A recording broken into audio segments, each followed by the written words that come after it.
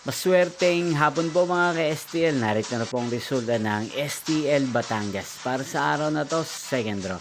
October 1, 2025, araw ng Miyerkules.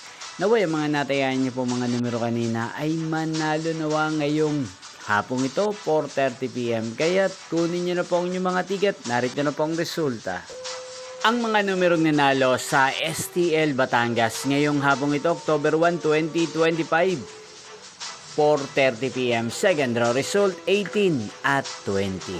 In exact order again, 18 at 20.